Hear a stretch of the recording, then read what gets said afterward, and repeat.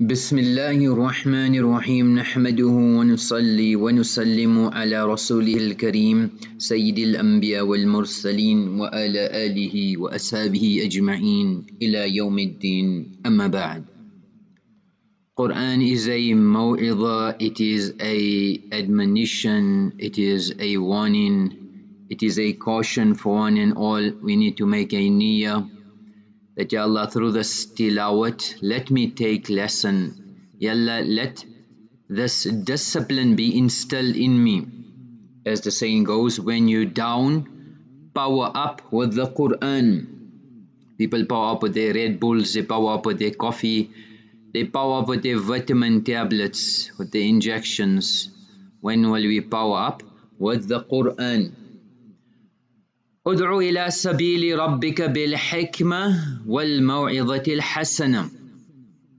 When you invite into Allah subhanahu wa ta'ala, then you should invite with wisdom, with beautiful words, beautiful preaching.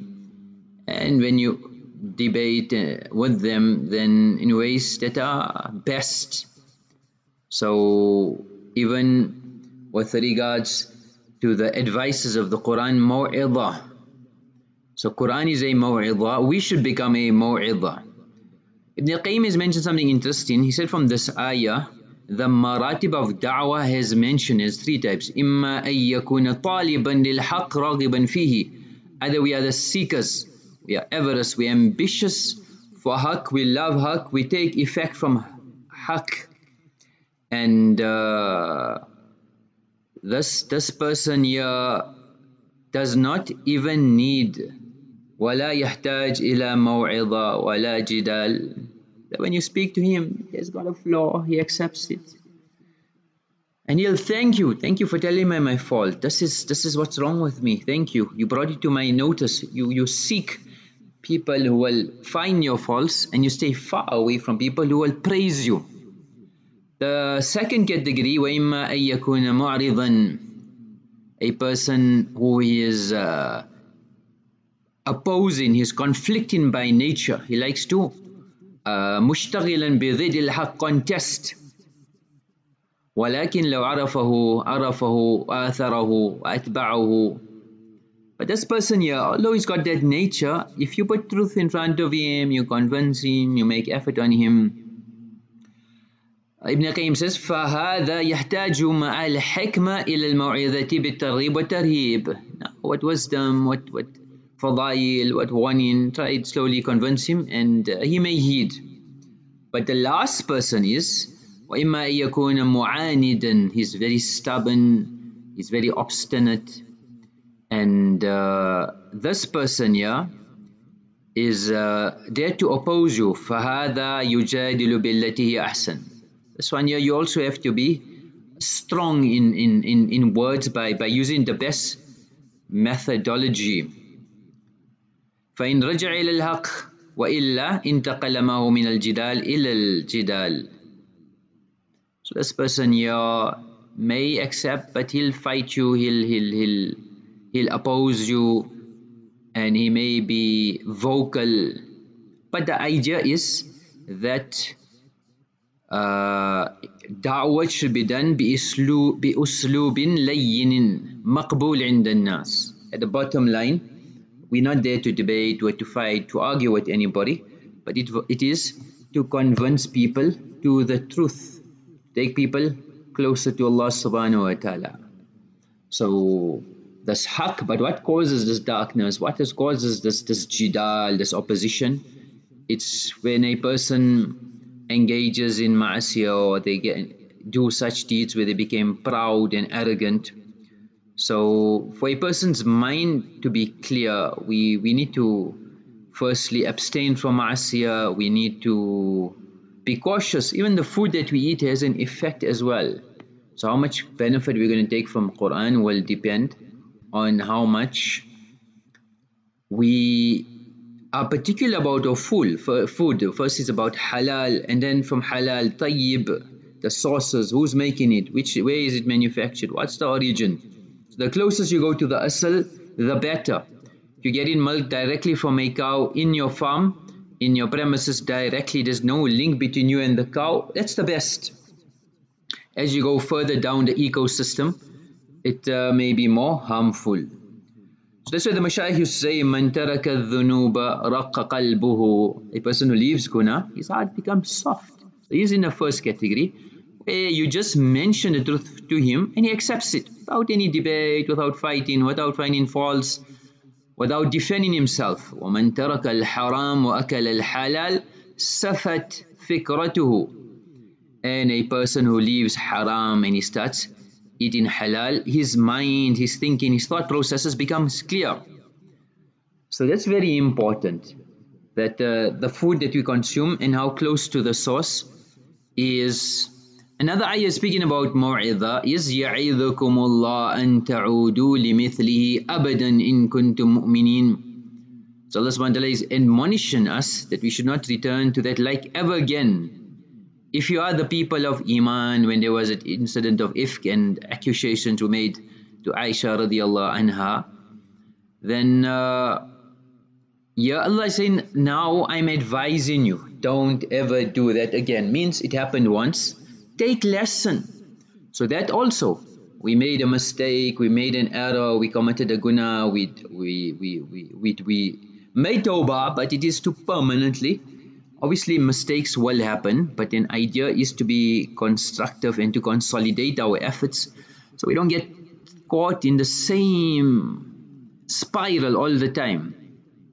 So here also Allah subhanahu wa ta'ala was defending the honor of Aisha radiallahu anha and her chastity.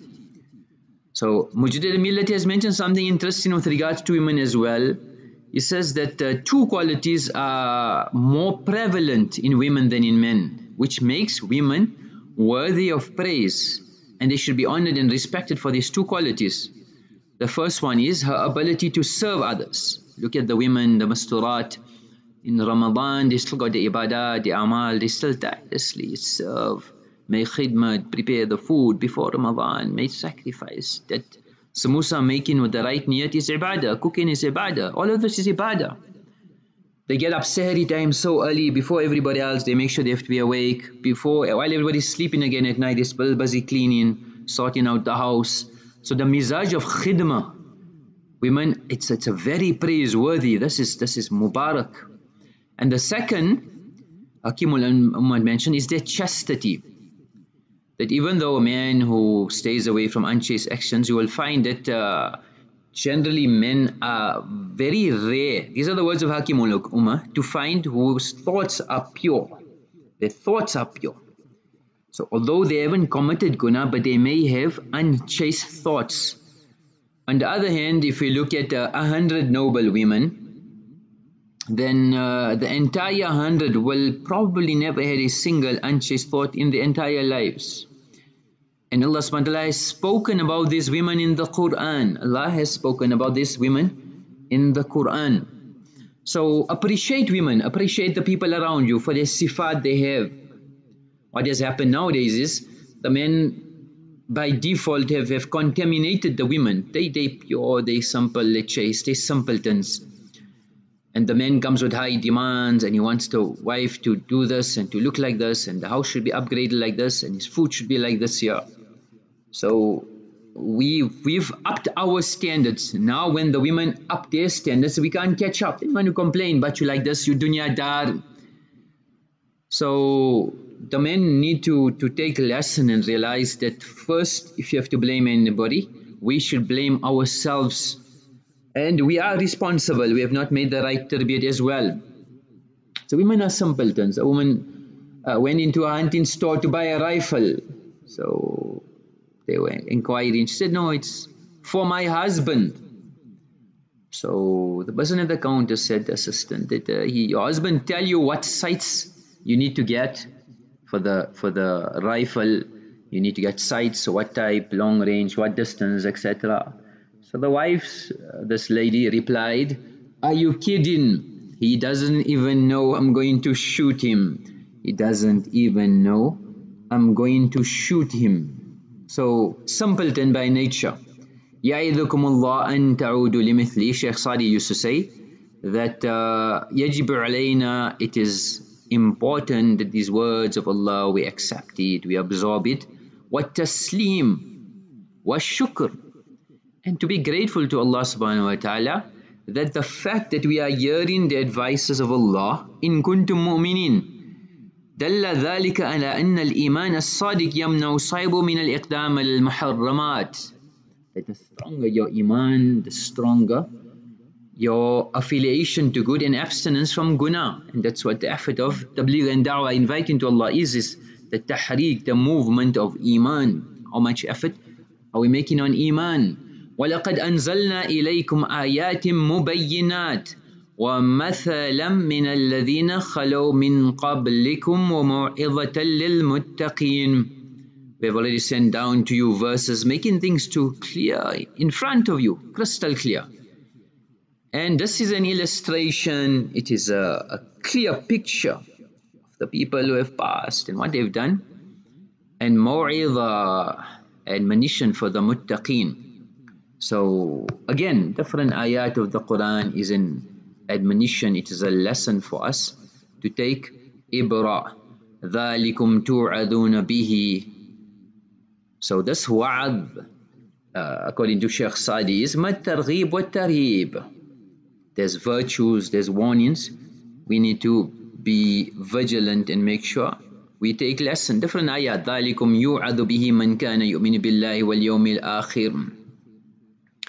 That those people who have iman, according to Shaykh Sa'di, أَيَّتَّعِذْ بِمَوْعِذِ اللَّهِ, that it is intrinsic that you take wa'az from the words of Allah, as when iman leaves a person, لَا يُبَالِي بِمَا أَقْدَمَ عَلَيْهِ مِنَ الشَّرِّ. Then he doesn't bother what guna he is doing, where he is, who he is, who he sleeps with, who he eats with, what he snuffs. وَلَا يُعْدَ مَعِذَ اللَّهِ. And the words of Allah loses its gravity, and we don't take lesson. So the question is, we need to ask ourselves, have I taken lesson? So much of my life has passed, so much ibarat in front of me. Do we still have the DSTVs? Do we have still the satellite dishes declaring no entry for the farishtas? Are we still on the Netflixes? Are we close to the sunnah, eating on the dastarkhan? Are we still on our modern day 21st century $3,000 dining tables? Are we lovers of our toothbrushes, or do we prefer the miswak? In hijab, parda, is that a priority or exposure?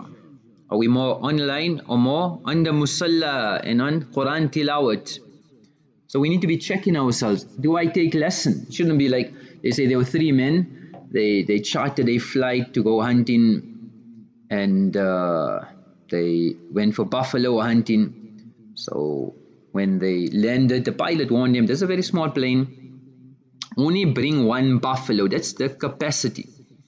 But it so happened they killed 3, and nobody wants to leave their trophies. So they all brought their trophies. Buffaloes are huge, weighty. So the pilot again repeated his warning, I told you only one. So one of the men said, but you know, the pilot last said, so the same thing he said, don't stress about it. I'll give you another $300. Just allow us, you're an expert. So the pilot, after the insistence and the money in front of him, he relented and he allowed it. So after takeoff, the plane crashed. So as they were regaining consciousness, one of the hunters said, where are we? So one of his buddies said, about 100 yards from where we crashed last year. 100 yards from where we crashed last year. So have we taken lesson? We're doing the same things all the time. Are we taking lesson? When these verses were revealed, أَفَمِنْ هَذَا الْحَدِيثِ تَعْجَبُونَ وَتَضْحَكُونَ وَلَا تَبْكُونَ. Hazrat Abu Hurairah explains, where Allah is saying, do they express their astonishment with this message? Do they laugh? Are you busy in merrymaking, enjoyment, and you're not crying in front of Allah? So he said the Ashab al-Sufa cried on hearing this ayah. They cried so much that the beards were wet, the cheeks were flowing with tears. When Nabi alayhi salam heard them, he also started crying. We also started crying. Nabi alayhi salam, around him, everybody were crying. And then he said, whoever cries out of the fear of Allah will not go to Jahannam. And whoever repeatedly commits sin without repenting will not go to Jannah. If you stop sinning, Allah will create a people in this world who do sin so that they can repent and be forgiven. So one ayah was sufficient for a whole majma, including the Nabi of Allah, to be in tears. Qasim, the nephew of Aisha radiallahu anha, says, it was my routine to visit Aisha radiallahu anha first thing in the morning and to make salam to her. So one morning I went to greet her and I found her engaged in salah. And she was reading this ayah of the Quran, فَمَنَّ اللَّهُ عَلَيْنَا وَوَقَانَا عَذَابَ السَّمُومِ,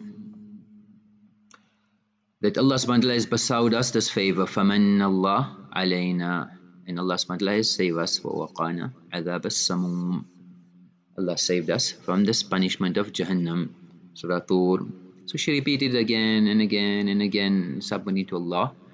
So I was waiting for her, but I could not stand. I got tired. So I said, let me go to the marketplace, do all my work. Got to go to work, job. At the end of the day, when I returned, she was still, I finished my task at the marketplace. She was still performing salah, repeating the same verse and crying. Repeating the same verse and crying. So what was in one ayah that made them cry so much to Allah subhanahu wa ta'ala? In the era of Umar radiallahu anhu, there was a youngster, muta'abbadun qad lazim al-masjid, was devoted to worship, attached to the masjid.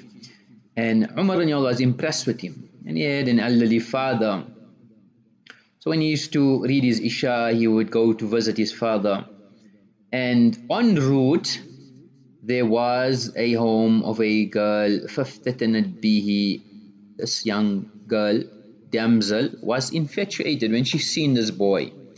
So what she used to do, فَكَانَتْ تَنْسِبُ نَفْسَهَا لَهُ عَلَى تَرِيقِهِ. She would make herself known and she would offer herself to him, entice him towards her. So one day he was passing there, فَمَا زَالَتْ تُغْوِي حَتَّى تَبِعَهَا. So she tried, she enticed him, she did what needs to be done. And he gave in. So فَلَمَّا أَتَى الْبَابِ دَخَلَتْ وَذَهَبَ يَدْخُلُ. He entered. As he entered, فَذَكَرَ اللَّهِ. He remembered Allah. And these ayat came to his lips. إِنَّ الَّذِينَ اتَّقَوْا إِذَا مَسَّهُمْ طَائِفٌ مِّنَ الشَّيْطَانِ تَذَكَّرُوا. That those people who have taqwa, when the impulse of shaitan afflicts them, they remember, فَإِذَا هُمْ مُبْصِرُونَ. They take lesson, they have insight, and they abstain from guna.